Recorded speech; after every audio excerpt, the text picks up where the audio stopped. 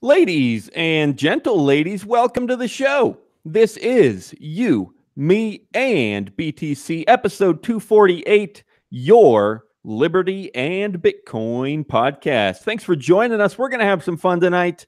We are going to make fun of Facebook. We love doing that. Can't have more. What am I trying to say? Can't have more fun trying to do that. Anyway, you get the point. We're going to make fun of Coinbase, and we're gonna make fun of laps because who love laps? Got to make fun of those too. Boy, I'm on this making fun of kick. We've been doing this for a few episodes where I just said let's just make fun of everything. So that's apparently what's going on. I am Daniel Brown, and I'm here with Tim Baker. Tim Baker's arch nemesis. Ha! That's right. That's why I tricked you. I don't get it. Tricked what? Why is that a trick? I don't. It's not really a trick, Daniel. Don't draw attention to how bad I am at this. All you're doing is helping Zach.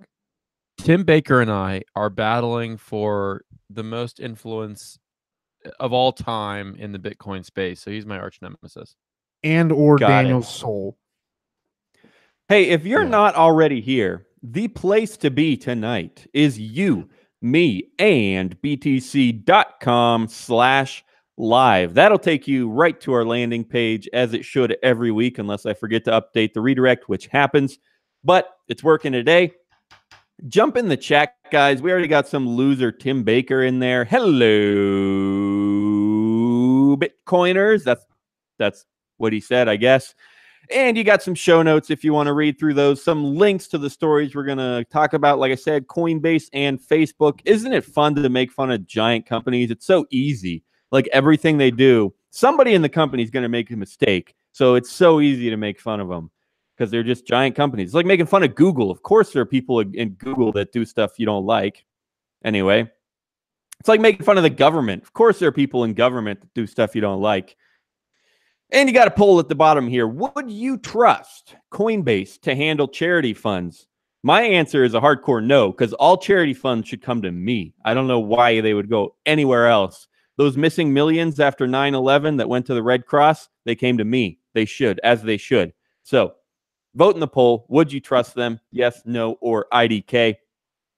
This is all at you, me, and BTC.com/live. I want to give a huge thank you to our sponsor who makes this evening with you, me, and BTC and Liberty possible. That is chronologic.network. They are an Ethereum-based project that is doing all kinds of time-related innovation. They call it temporal innovation. That just means time-related stuff. And so you get products like the Ethereum alarm clock. Pretty cool idea. They've done it. They have debt smart contracts. They have a product that can smooth out token launches by kind of manipulating time, not real time, obviously, but blockchain time. They can smooth it out.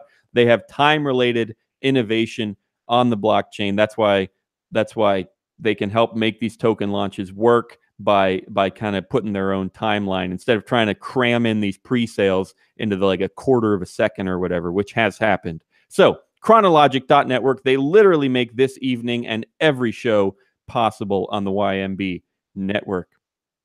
So we'll kick it off here with Coinbase, guys.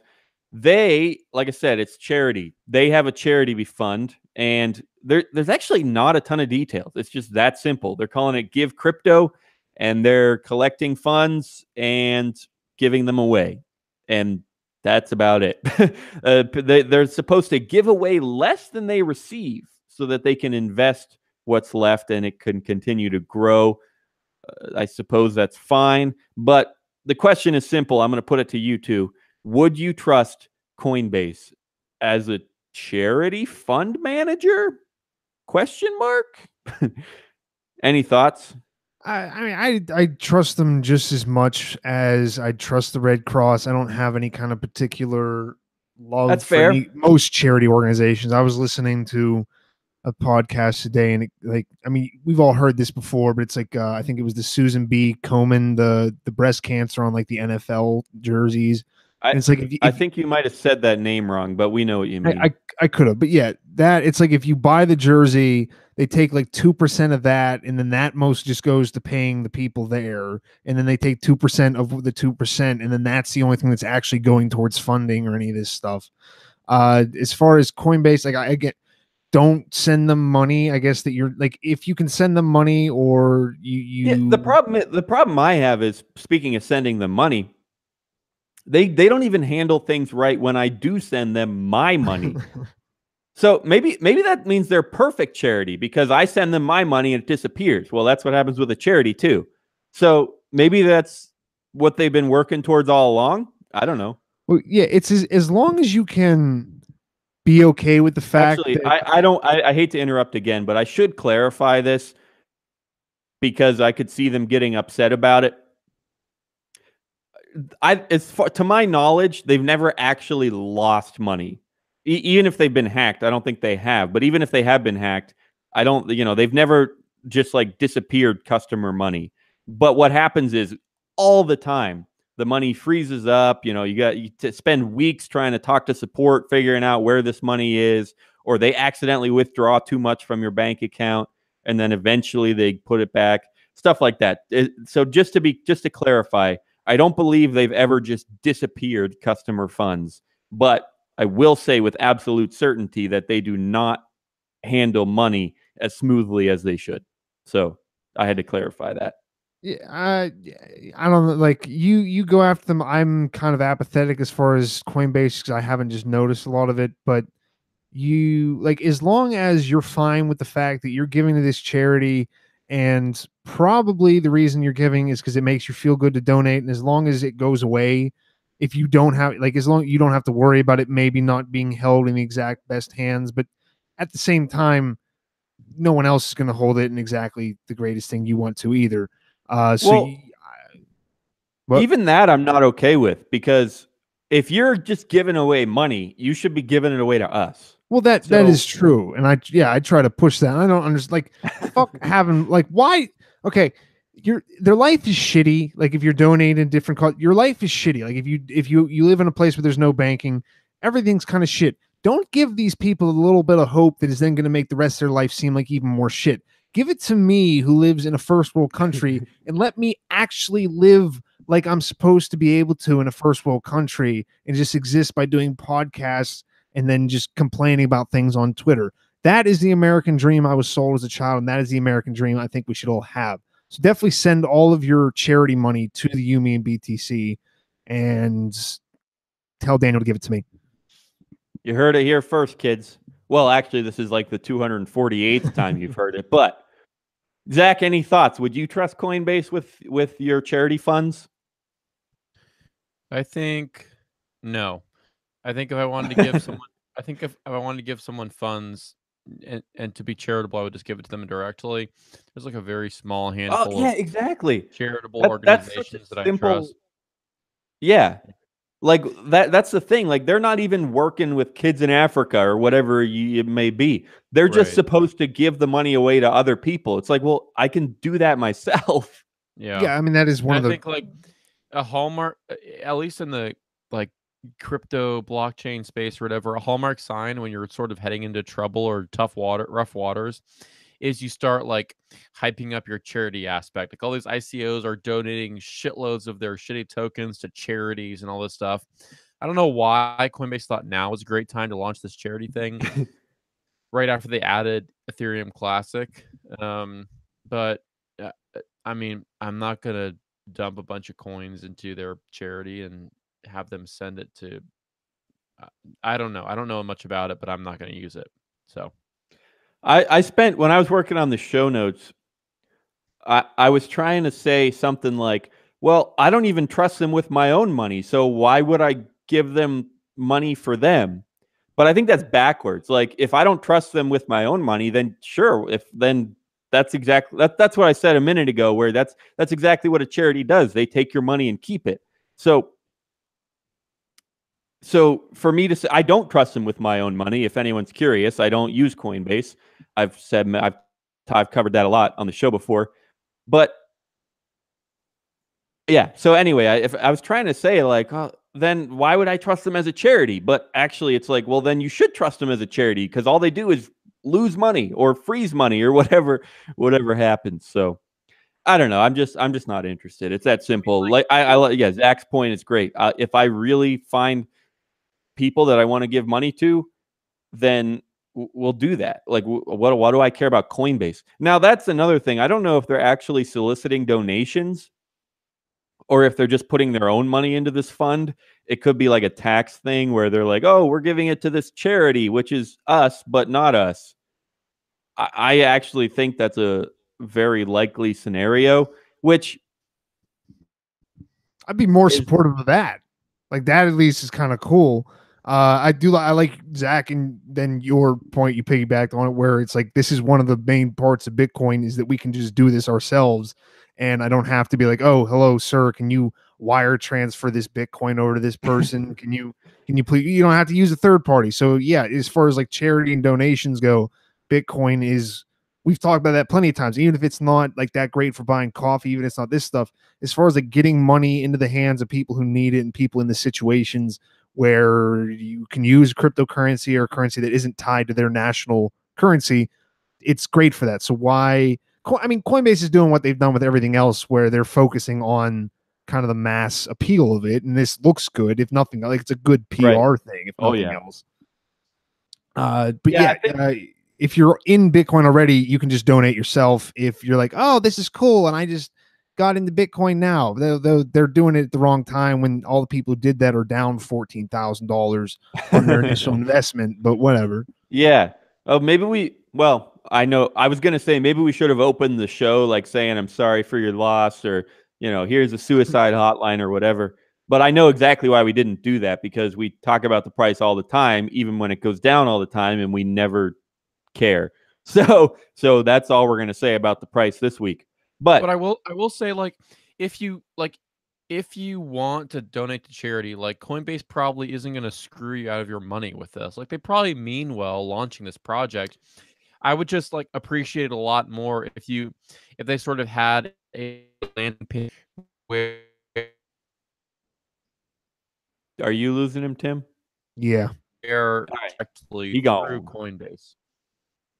Yeah, exactly. I'm just not going to give Coinbase a bunch of my tokens and say, "Hey, give these to somebody who wants them." Oh, that's exactly right. Even when it has nothing to do with charity, even when you have your money with Coinbase and you say, "Hey, I want to send money from Coinbase to this person," all of a sudden it's a problem. I mean, it's slow. It takes even when it works, it takes like an hour for at least my long ago experience. Like even when a transaction goes through right away on Coinbase, like it doesn't go through right away. It takes like an hour and then it shows up on the blockchain and then you have to wait for a confirmation.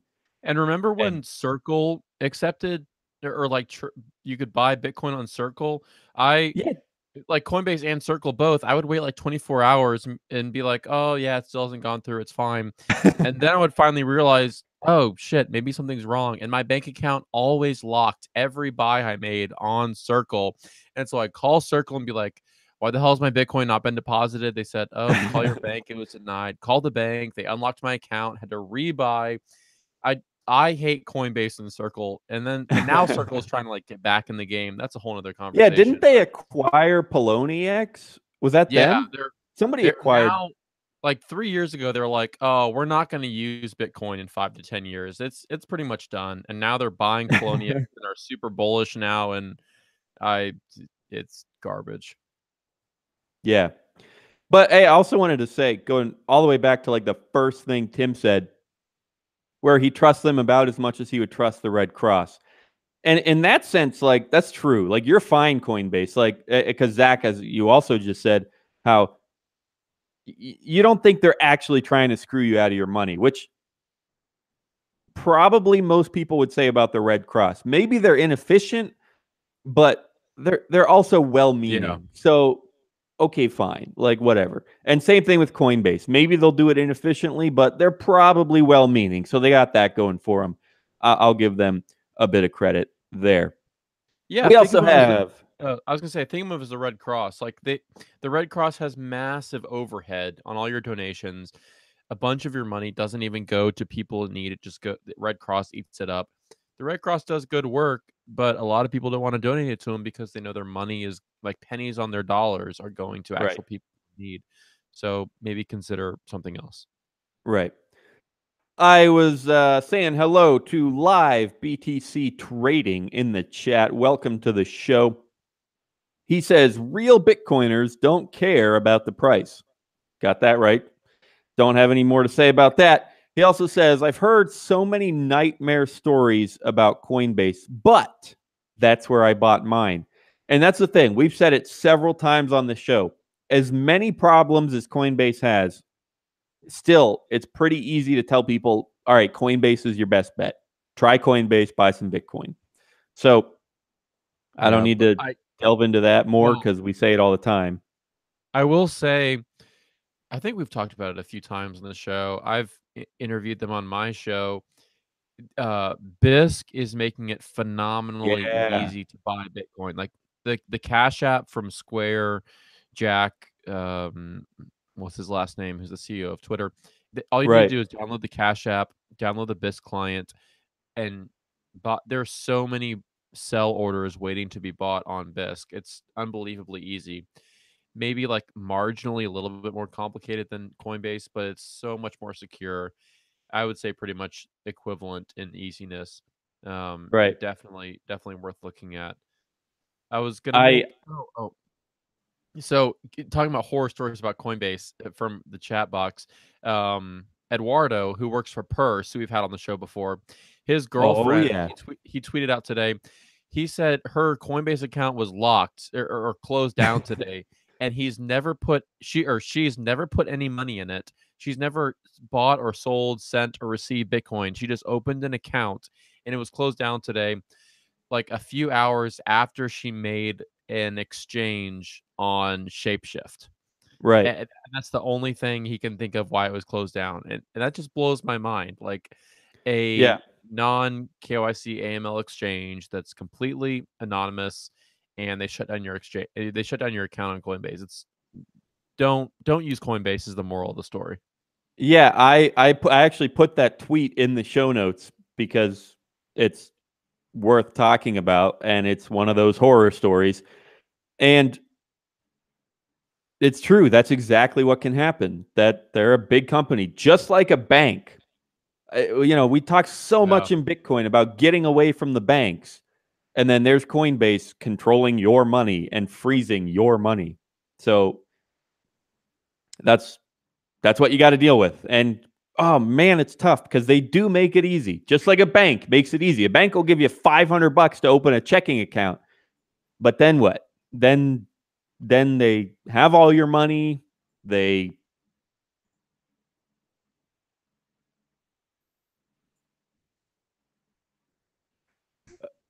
What the heck? Zach, see, he is trying to take us down. I told you. What did I say? I said we all hate banks, and Zach muted me. Wait, no, I have to get a job. Zach loves the banks. I'm censoring YMB tonight.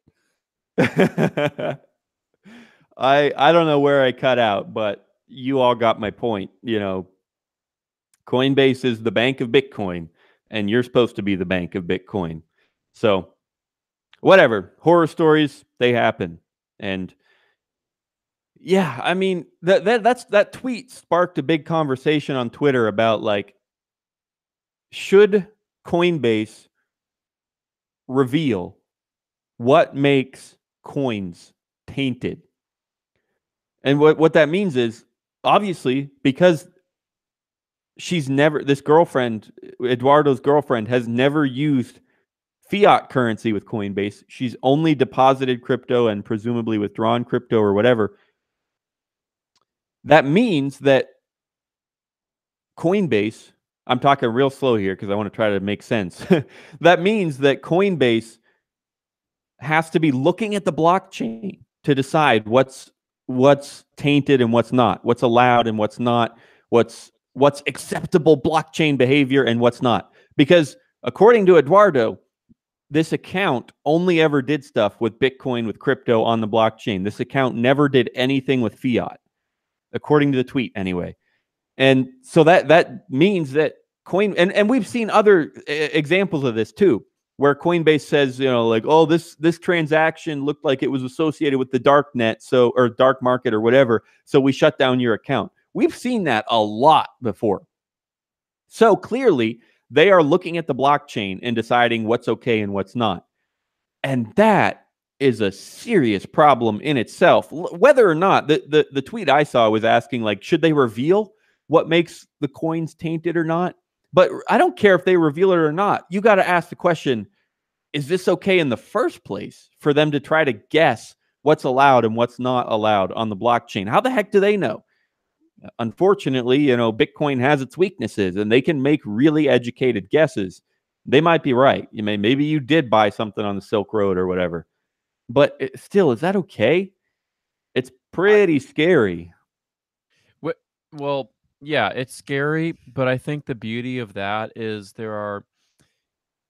I think the beauty of solving that problem comes through the Lightning Network, where it's a much simpler, easier, infinitely more anonymous way of transacting with Bitcoin.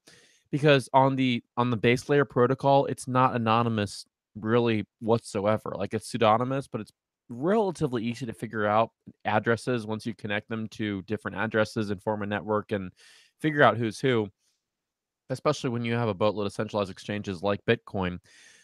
But with the Lightning Network, all of those transactions are so much more anonymous. Privacy is much more secure, and people are obviously trying to make the They're base more protocol more anonymous. But I'm transient.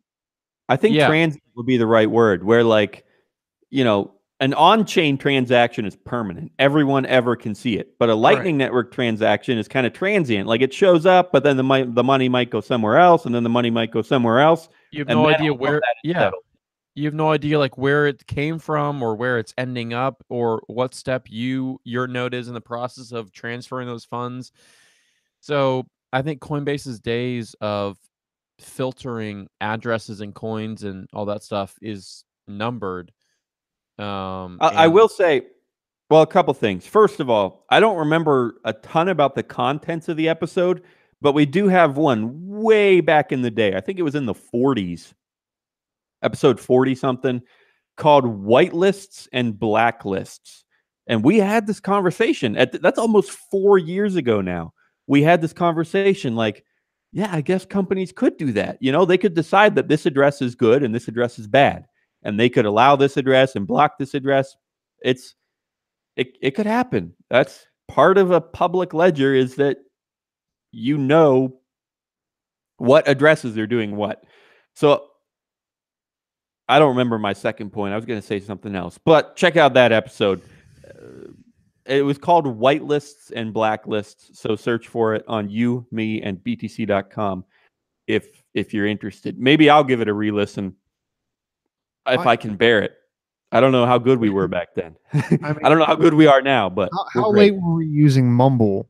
That was like one of the biggest turning points. That's a really good question. Now, that you're right. Mumble was crap, and we got better after Mumble. But I believe that we did that episode. I don't know why. I could be totally wrong, but I have this vision of doing that episode all in one room, all together. Yes. I'm sorry I missed out on coming to Arizona with you and Tim. This was way before Arizona. This last time was shit. Don't even worry about it. This was like 4 years ago. But yeah, you guys should get out here again. I mean, are you thinking, like, the only time I remember doing that a few times with John. Right. Mostly it was like around Thanksgiving or something, because that was when normally. R.I.P. John. All right. Yeah, I think I was on for like 4 episodes with John. I don't even know what he looks like. I can't. Well, he looked similar to you, where that to me is just any man who is of normal height and taller than me and has brown hair. So he probably felt. I think I've seen Tim once in real life and my roommates. I imagine Tim as like a 6'5", like maybe like a slight beer belly, but like fuck you. I'm intimidated of. I don't know how tall he is in real life. That'd be the issue. If I was that, I would be doing. I'd probably still be shitting the bed on most things just because of how I am. But I definitely take like Daniel in public. Daniel could probably like act like he was punking me out just because he is a little bit taller than me. Basically, I'm like, oh no, I'm not that What? short. But Wait, what do you mean by punking you out? You I you was think just people would think I would beat you up? yes. Not a freaking chance. Like Tim That's works because I out. Tim overcompensate has by just tattoos. constantly.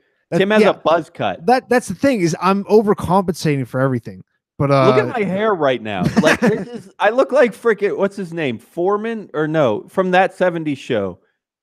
What was that kid's name? Which one? The main character, the kid. Eric. Anyway. Eric, yeah. Eric Foreman, not Eric You do Carter. actually a little bit, yeah. I remember, yeah. No, that was the only thing you missed, Zach, was me. Speaking of lifting, fucking up my back, like to the point where I was like, the morning we were leaving, like trying to shit, and it would like hurt to do because like anytime I would breathe, like I don't know what I went to some like random 24-hour open gym, which is never a good idea because then you go there at like 2 a.m. in the morning. Yeah. But yeah, that's all you really miss is me doing that and then just laying on their floor with a lacrosse ball, like trying to work it out with Daniel. Just watched that 70s show. But yeah, okay. Daniel and I used to fall asleep watching Always Sunny when we roomed together. Yes. Okay, yeah, I forgot how we got onto this. I've seen Zach, but I have I had no idea who he was then, and I've only like in the past month you guys said something. I was like, oh wait, I forgot about that. And because I have no concept.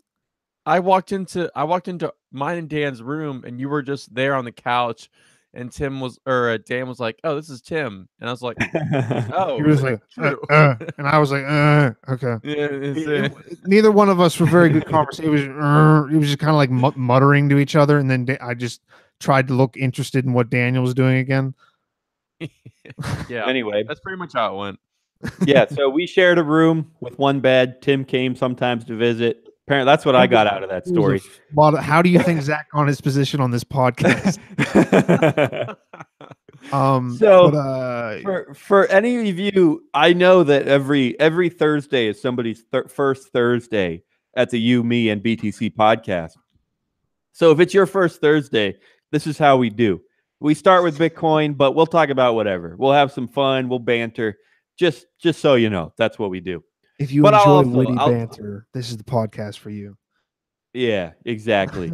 I will also read some chat here. We got live BTC trading again saying maybe for those that have to use Coinbase, only send to and from your own wallet to Coinbase itself. And yes, that is the predominant advice because Coinbase is relatively easy.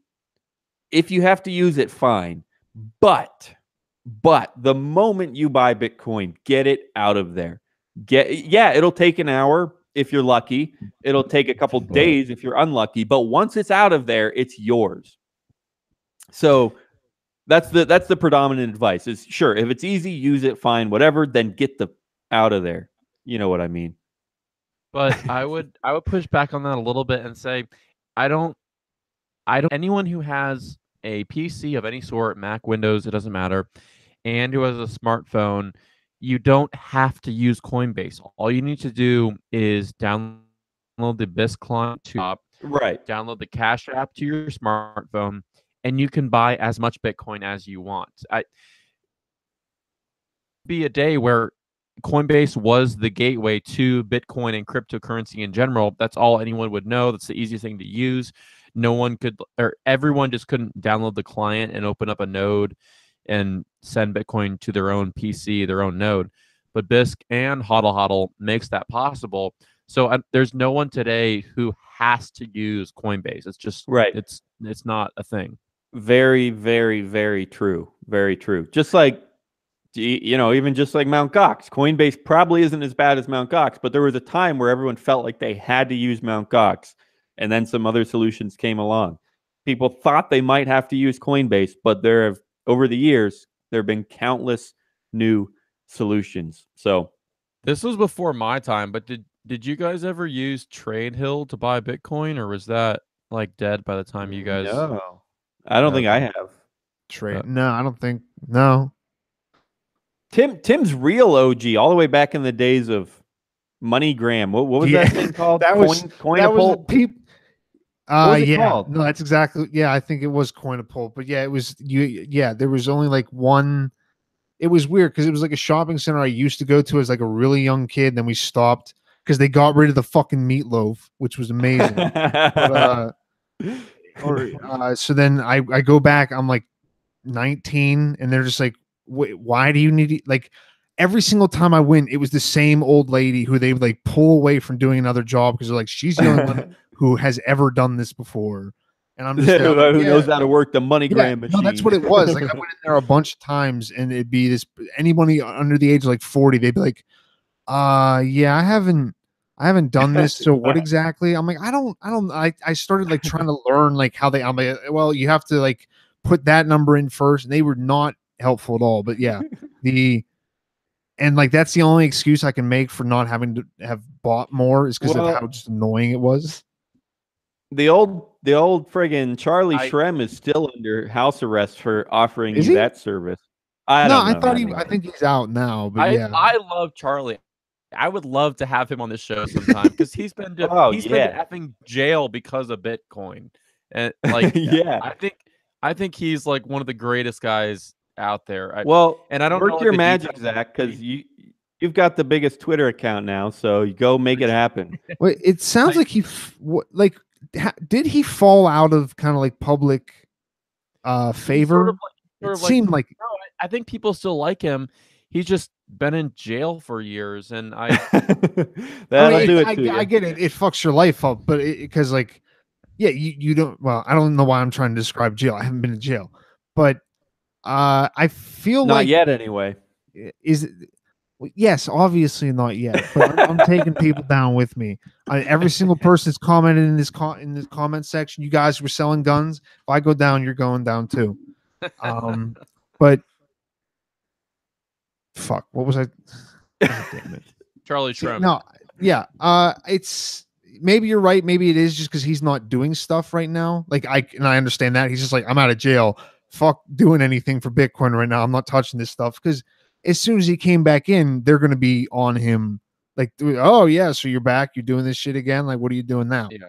So maybe it's just because he's not doing as much. I don't like. It would make more sense to me if people were still like, I follow him. I think this is mostly where I'm making this statement on, but I just don't see him tweeting a lot. I don't see a lot of people retweeting him, which you would think they would more. Because like, I think that's actually pretty common in Bitcoin. I think we've seen a lot of people, a lot of big names, a lot of OG Bitcoiners that are no longer relevant. No longer relevant to the mainstream. I still love a lot of these guys. I still love the OG Bitcoiners, but the mainstream is mainstream now, and they don't care about the OG Bitcoiners. They don't care about the Silk Road, the original vision. Ross Ulbricht. Nobody, Coinbase doesn't give a crap about Ross Ulbricht. I would bet you a whole Bitcoin that less than 25% of these new mainstream Bitcoiners know who Ross Ulbricht is. Like, it's just, and so the reason why I'm so passionate about this is because the Supreme Court just denied a review of his life sentence again. Oh, jeez. It's just double, isn't it? Yes, and double life. Like they fucking go and take people out of countries with the Marines, and they don't give people a sentence like this. Yeah, and part of it is the politics game of the Supreme Court is they don't want to hear a case that they'll have to make a ruling on and potentially open up like unintentional precedent by setting precedent they didn't really want to set by accident by reviewing some of these cases.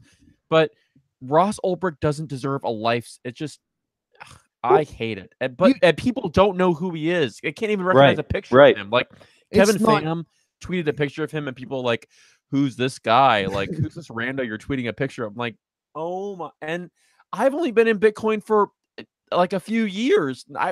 2009, 2011, 2012, 13. I had no idea what Bitcoin was. He is like one of the pillars, the cornerstones of what Bitcoin means. And it's just a shame that people don't realize what he did for all of this. It is. I am with you there. and that's probably why he's like most people have kind of just let it go. Is it does, like, if you're at a Coinbase thing or if you're at like one of these talks, you don't go, yeah, no, there's this guy, he maybe tried to kill somebody, possibly, we're not really sure, and he ran like the biggest, like, Bitcoin blasted apart the first time because of this. Like, whenever it went down, the price dropped like significantly. Like, that was back when Bitcoin was nothing, and it was a lot of, like, people were trading stuff, but it was a lot of drugs, and it was a lot of the stuff on there. I don't remember. Did Silk Road have? I think, did they have guns? No, Okay, I didn't. not the original Silk Road. Yeah, no. Okay, so they didn't even have weapons. It was like drugs and then like digital pirated stuff. So that was like, Bitcoin was nothing, and Bitcoin wasn't good. Bitcoin didn't do anything. Like, well, you do have to admit that it was kind of based on it, and that doesn't sound good at one of these talks about how the blockchain is going to, you know, revolutionize banking. But it's exactly. just really shitty, and I get. I don't understand the thing about, you said, Zach, about there being the precedent. Like, what, you don't want to set a precedent where you review a case where like half of the agents, government agents involved, were brought up then afterwards on, well, like, they don't conspiracy and corruption. They don't want to review a case where they could set precedent that unintentionally opens up ground for lawyers to like go to run free for another set of like legal issues or whatever. They're just very careful with the cases they review. And so they don't, like, a couple weeks ago was the first time a dissenting opinion was the first time Bitcoin and cryptocurrency was ever mentioned in a Supreme Court opinion. And a couple lawyers I follow and I were tweeting about that. They definitely don't want to review someone who is locked up for life for opening up the Silk Road with like alleged murders and drugs and all this shit being paid for and financed with cryptocurrency. But Ross Ulbricht, in my mind, is more or less a hero and doesn't deserve a life sentence. It's just his life sentence is enough to make me angry, but the fact that people don't realize who he is or what he's done is just a shame. Yeah. Speaking of betting full Bitcoins, I'll bet you a full Bitcoin that Coinbase will not give any money to Ross Ulbricht's fund. So yeah, there's hell yeah, YMB will donate to the Coinbase charity, and if they will let us give to Ross Ulbricht's fund. But Brian Armstrong will never do that. He will not donate our money to Ross Ulbricht's fund. Yeah, we'll do it directly. No, I'm trying to think. I don't have enough money. They shut down his wallet, didn't they? For a little bit, like a couple months ago. You're right. Coinbase did that. I forgot about that. I don't have enough money to really move mountains with this kind of statement. Like, somebody like Roger Ver would say, like, oh, if Coinbase gives any money to Ross Ulbricht, I'll double it. Like, I wish I could say that, but then all of a sudden Coinbase would give like $1,000 and then I'm out $1,000. Well, I would probably give $1,000 if they did. But what if they gave 10,000? Then I might be screwed. Yeah. Anyway, so I don't have enough money to move mountains like that, but I wish I could. So we also got, I'm going to roll back to the chat here for a sec. Live BTC Trading says, Mom, the meatloaf, more meatloaf. That's how he said it. That's exactly how he said it in the chat. The meatloaf. The meatloaf. He says, I think, talking about Charlie Shrem, that maybe Charlie supported 2X and maybe he tried his own ICO. So I guess that's fine. Charlie is a little bit all across the board as far as like supporting some crypto projects that I wouldn't necessarily support, but I think I don't know. I think he's still like a pretty hardcore maximalist as far as all in on Bitcoin, but he does tweet, share some interesting stuff. Yeah, I like him. I haven't followed him like every step of the way, so maybe he did support 2X and I wasn't a huge fan, but in general, I like him. Man, that's the thing with people, you know. Sometimes you like them and they do something stupid. That's people. So yeah. Not that it's an excuse. I'm not going to love, I'm not going to love Mark Carpelli's because he did something. Oh, it's just a little mistake. He lost some money in Mt. Gox. No, that's, anyway. But I don't even like these people. You don't have to like Ross. You don't have to like Shrem. You don't have to like any of, I don't know why I use the first and last name, but at least like respect them. Like respect. Yeah. Like if nothing else, if you don't like Amir's politics or whatever it is, like at least he went over and was like, no, fuck it. I'm going to go actually fight ISIS. Like you can't like, I can't say really argue with that. Yeah. Well, what? Okay. I mean, yeah, do whatever you want. You've earned that right. Same thing with Shrem. Same, like if you actually go through something, and I get that it's a little bit, it's like a choice versus just going to prison, but at least recognize that they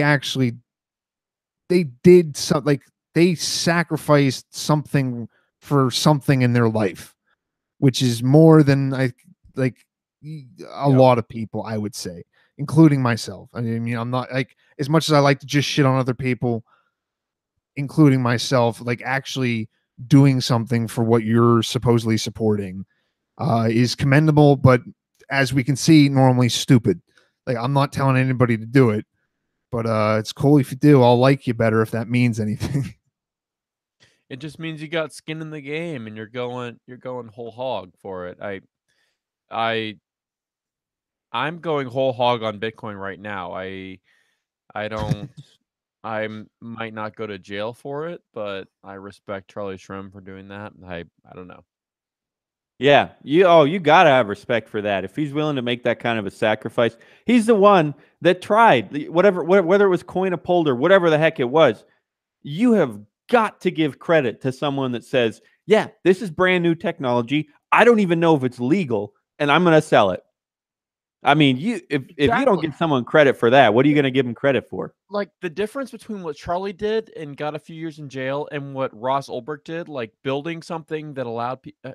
I mean, obviously, there's a huge difference between just trading coins and like potentially financing assassinations, but it was incredibly new technology that no one really understood, and so no one should be sentenced for life for building an infrastructure around this brand new technology that maybe allowed evil actors to take advantage of it. It just makes me so furious. Crazy. Hey, you should. I guarantee you, Zach, you could get Lynn Ulbricht on your show. Yeah. Well, she's been on several shows before, and obviously it's important to her, a big topic. So you should see what if you you're can do listening, Lynn or Ross, because I know I actually saw a tweet about one of these random crypto podcasts that somebody tweeted that people were listening to them in jail or something. Like this jail guard was tweeting about it. I don't know, but Lynn or Ross, if you're listening, like we love you guys more than you could possibly know. And yeah, hopefully in the future sometime we'll reach out and try and get you guys on here and chat with you. So that'd be incredible. So I love what we're doing here, but we got to take a quick break. That was fun though. I like diving into this. I like just spilling our hearts, for the audience. We do it for you guys because we love you, and it's great. I am going to run our ad here. Oh no. Oh no. Oh, do I have to cover for something right now? Chronologic, we're great. They're good. Woo! No, you're good. You're good. I just had a little misclick, but we're alive. We're still here. I think. All right, we'll be right back. And up next is Facebook. Oh, we also have to talk about laps. So we're a little short on time, but I'm having fun tonight. So we'll see where things end up. It'll be a blast. But we will be right back in about 30 seconds. Hey guys, today's show is brought to you by Chronologic.network.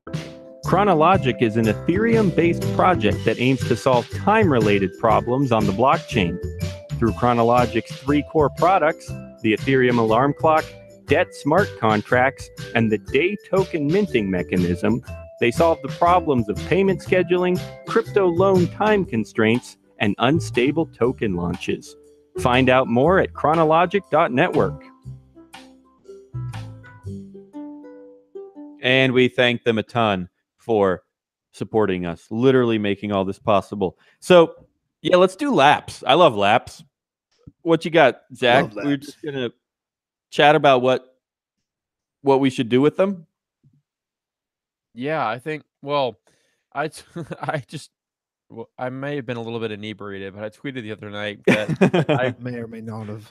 I want to build something on the Lightning Network because I think it's just incredibly cool and uh it's just I don't know, it's addicting. I've spent like thousands of hours and hundreds of pages of writing and editing and all that shit on a dozen different policy areas: environmental policy, tax policy, foreign policy, military policy, nuclear energy, all this shit. And nothing is so addicting as Bitcoin. Um, and the most addicting part of Bitcoin right now, I think, is the Lightning Network. You can literally just set up a Lightning node and build. And I tweeted a tutorial. I tweeted about a tutorial that this one guy wrote for setting up a Lightning node, and you can literally just build anything you want. Like people have built a spinoff of Satoshi Dice. People have what is it? Satoshi's Place, where you can just buy 1 pixel for 1 Satoshi and like upload Yeah. any image you want. It's just it's so much fun. It's like a free for all playground, and you can do whatever you want.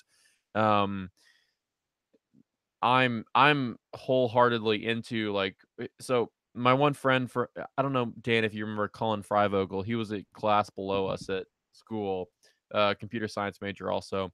He and I are sort of talking about a few things we might want to build because I studied the wrong stuff in school for this, but I'm trying to learn a little bit here and there, as far as programming and coding and all that garbage.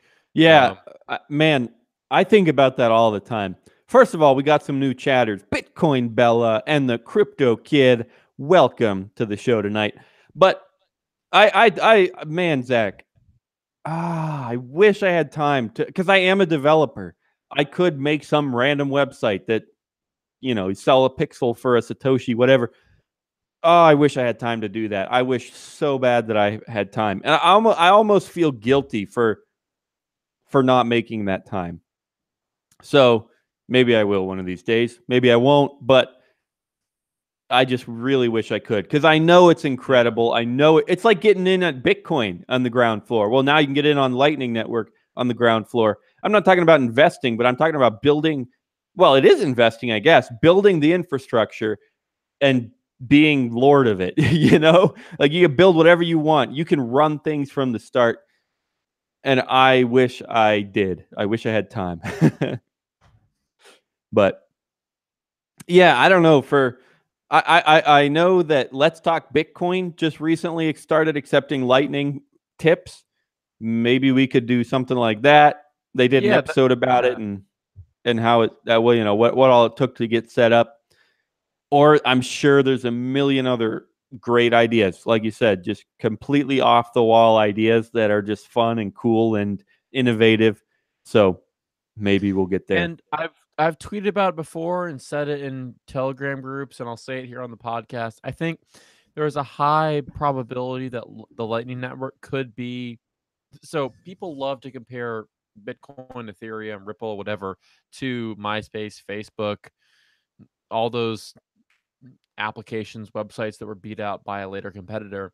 And I think there's a high probability that Lightning Network could be the MySpace of blockchains and Bitcoin. But we have it for now, and it's an amazing place to build cool projects. So I'm going to take full advantage of it and learn as much as I can and build as much as I can. But there could be a second or third or a fourth layer application that's far, far better than Lightning. And that's cool. But we have Lightning for now, and I think there's so much that could be built on it. It's just it makes me super excited. Yep, I agree. Plus, you gotta love laps. I don't know. I actually kind of liked somebody. Somebody said maybe they should be called Zaps with a Z Oh, because like a lightning zap. But true. I like. Well, I might have liked that name better. But there's a cool. I want to have him on the show too. I've DM'd him, but he didn't respond, so I'm heartbroken. But Jack Mallers is building this Lightning based wallet called Zap, which is okay. like built on top of the Lightning Network, and it's like you can literally download an iOS app and send a Lightning invoice from your iOS keyboard. It's as simple as that, and it's just seamless and incredible. Check out his feed at Jack Mallers. Everybody on my behalf harass him for Zach though. Don't. It's not from Zach, but you get him to pay attention to Zach. And he's like our age, and he's built this whole. He's super cool. I want to have him on, but successful piece of shit. How dare you make me feel inadequate? I think he's too cool for us. Maybe, I don't know, but we'll see. Nobody's too cool for the whole hog gang. So I'm also seeing another chatter.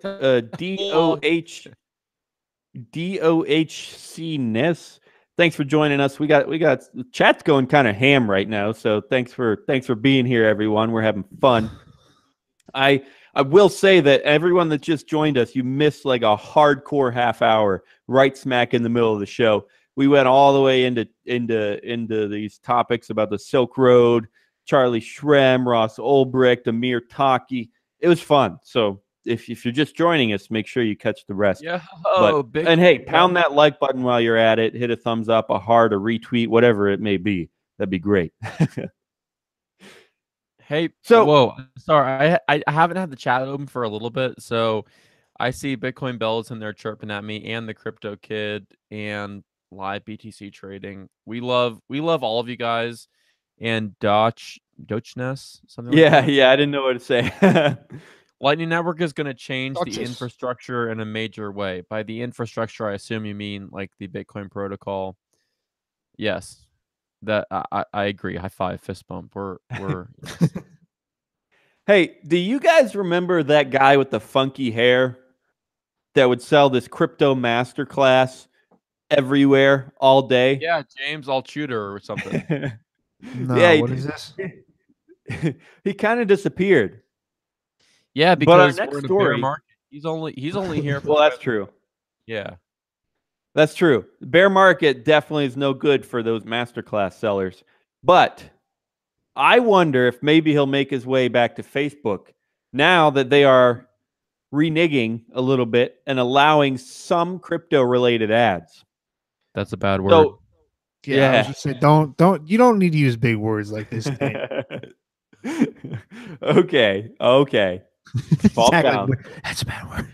As your lawyer, I advise you to shut the fuck up. Oh, geez. Anyway, that's our last story, guys. Yeah. They are Facebook. I don't know, maybe 3 months ago, something like that. They dropped the ban hammer on crypto ads, and now they are bringing some of them back. They still won't allow ICOs, but maybe if it's like tangentially related, they will allow them, like a master class. So anyway, Altucher may be coming back to a Facebook post near you, a sponsored Facebook post near you. Keep an eye out for that. Because, it wasn't just Facebook. Twitter, I think, Google. Yeah. I don't know. Several people banned these ICO ads. I'm pretty sure Google still has it banned, but Facebook doesn't. And someone who I've chatted with before on my pod, Clay Collins of Nomics, like a data aggregation site, he tweeted, he was like, Facebook just can't resist getting some of those sweet ICO monies, and so they had to like renege their ICO advertising ban. Now we're trying to do it. I think he's right. And Darkhold Dan said that they have to allow other people to advertise their ICOs to prepare for Facebook to launch their own ICO, which I don't know. I mean, maybe, but it's definitely a possibility. And Darkhold Dan is rarely wrong. So I don't know if Facebook needs to do an ICO. They already have. Facebook is so far in the gutter right now, they might as well do an ICO because literally no one. I hate Facebook. I will use Twitter or Instagram or Reddit any day over Facebook. Yeah, I agree. I don't really have anything to stand. I can be like, no, they'll be okay. But I mean, I haven't used it for a while. It's just like not. I mean, have they done anything else recently that like they've just been giving away everybody's information? Are they like kind of trashy though, where they are just going to like give out an ICO? I'm more just asking the question. But I mean, I can't say that I predicted this, but it makes, I'm like, oh yeah, okay. I mean, eventually they were going to be like, these guys will pay us a lot of money to do this, so we need to kind of figure out a way to only let the people who are going to pay us a lot of money in without, like, it still looks good because now they're like, well, now we're reviewing them, so don't worry, these are all verified. That's why they're on Facebook, because we're here to bring everything together. That actually was a part of this announcement. That's a really good point. They are doing that. If you want to advertise crypto stuff, you have to submit like your licenses and your documentation. So they are doing exactly what you said, Tim. And oh, great, Facebook gets to keep another gate. That's perfect. Let's just let them decide everything. What did I? Yeah. Who said this? I heard someone saying just a day or two ago how, oh gosh darn it, now this is gonna bug me, but whatever. They were saying like, yeah, let's just give who was it? It was John Oliver. Yeah, we were talking about last week tonight, just a few weeks ago, the show by John Oliver.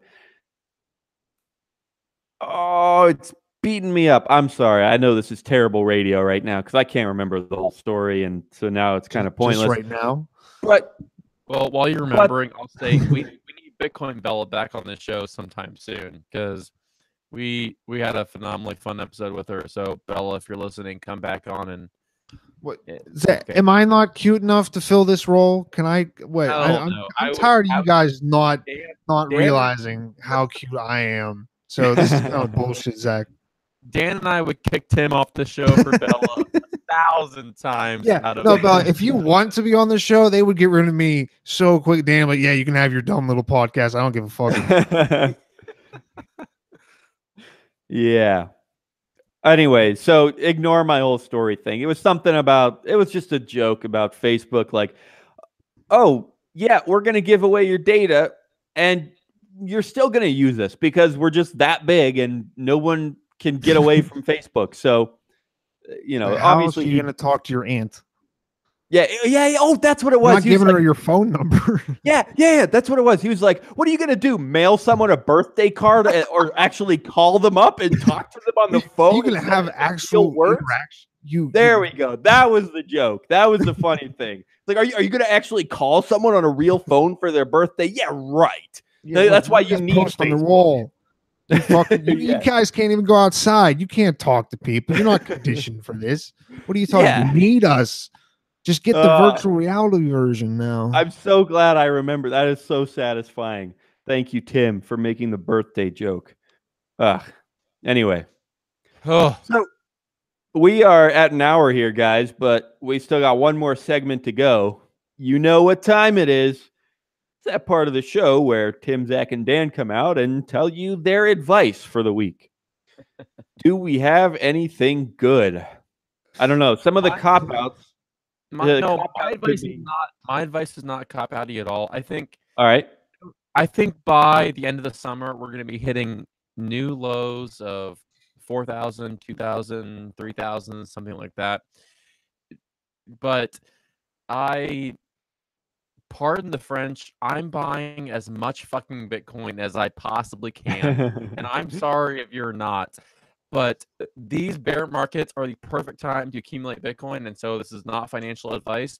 But if you are interested in buying some Bitcoin, I would strongly recommend that you consider now as close to ideal time to sell your fiat for Bitcoin as you can possibly imagine if you didn't buy the last bear market. So that's my advice. This is not financial advice. This is financial advice of the week. This is life advice, people. You don't understand.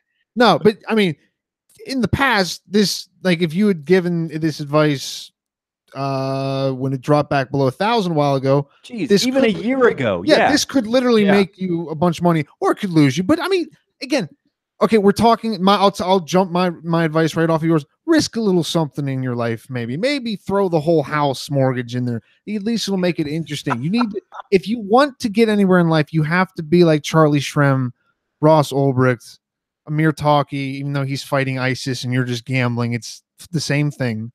If you're not going to actually risk something or risk whatever you're comfortable doing. But at least if you want to get the full story of Bitcoin, if you want to get like what we feel, and I think we could make a decent argument on this show of what Bitcoin could be used for and what it maybe even should be, even though we don't like to say that. Learn a little bit about the stuff that happened before it was Coinbase. If you have like learn, even if it's just learning about Mount Gox, learn about all the shit that happened, because that's the only way we're going to get better at using it and have people understand it, is if we take all the old information. And to do that, you got to learn from people who went to jail. And that's why like, what is it called? Not censorship, but whenever the government makes stipulations for how you can run a business and all this, like whenever they get more involved, that's whenever things become dangerous for anyone actually doing something new. And if we can learn, this is going too long, but if we can learn from like how people were treated in the past, maybe we can keep ourselves safer in the future. Yeah, I guess just learn about the past. That's all I'm going for. Tim has a new biggest fan in the chat. DOHCness says, that guy in the wife beater is speaking my mind for me. And, you know, I'm going to be dead honest. That is the most disgusting sentence I've ever heard. That man, that has never been good. That guy in the wife beater over there, he's saying the right stuff. I don't know why people love Tim so much. Tim was on Adam Meister's The #1 Bitcoin show. Yeah, what the heck? And I don't know why people loved him so much, but they're like, is that the Uni and BTC guy, or is that guy from Uni and BTC? Like, I loved him. Yeah. Now, just today, I find out. I only saw is that the YMB guy, and I was like, Tim has actual clients asking him for podcast advice now. Like, what the heck? Jeez. But I'm trying to do it quietly. Zach's doing it in our faces. I'm doing it quietly. Put you all in the dust. I will say though, DOHCness, that before you even typed that, I was thinking the same thing. I was thinking tonight, guys, I'm honestly going to cop out. I'm not going to give any advice because I really like what Tim's saying. I really like what Zach's saying. I want it to stand right there and be done with it. I know it's a little unfair of me because if Tim tried to get away without getting any advice at the end of the show, I would beat the wife beater right off of him. Oh, but now he's throwing shit now. I gave him that little bit of stuff about, no one in Walmart in Arizona thought you were going to beat me up, Daniel. I'm sorry. I'm taking it back. But I seriously am. I'm done, guys. No advice from me. Just what Tim said. Bitcoin is a lot more than the mainstream, it seems like these days, or it could be a lot more. And even if Bitcoin can't, other crypto, other people, other privacy, other liberty, other freedom, whatever, pick your poison, pick your idea.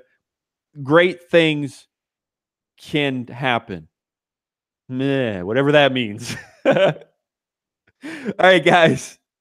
That's a week. That's a show. That's a stream. We love every one of you. I love Bitcoin you guys. Bella, DOHCness, live BTC trading. I think there's a few others in there. All these losers. The Crypto Kid, Zach Vol, Tim Baker, whatever. Thanks for joining us. It's been great. If you're listening to the podcast version, what are you doing with your life? Come jump in the chat next Thursday, 9 to 10 p.m. Eastern. We'll have a blast. It'll be fun. Hit a retweet button, hit a like button, hit a heart, whatever flashy thing is on your screen right now. It's probably flashy because you should click it, except for the thumbs down button. Don't click that. Anyway, thanks for joining us. Seriously, make sure you check out the other shows on the YMB network. There's going to be a reunion show, not a reunion show, a comeback show, whatever. Next week, the Unpopular Opinions is coming back because they botched it yesterday. They're supposed to be every Wednesday. They botched it yesterday, so they're coming back next week. Every Monday, you get Tim's 2 cents. Every Tuesday, you get the Coin Pod with Zach Vol right here. Wednesday, like I said, Unpopular Opinions, and Thursday, we'll be right back here, 9 to 10 p.m. Eastern. You, me, and BTC.com/live. That'll work every week. It'll point to the most recent episode. And since we mentioned Jon Stewart today, I suppose I should give him a thank you and some credit for the music that will be playing right now on the podcast version. I haven't done that in weeks, thank goodness. I hate doing that, but whatever. Thanks, John, for your music. We love all of you. Goodbye.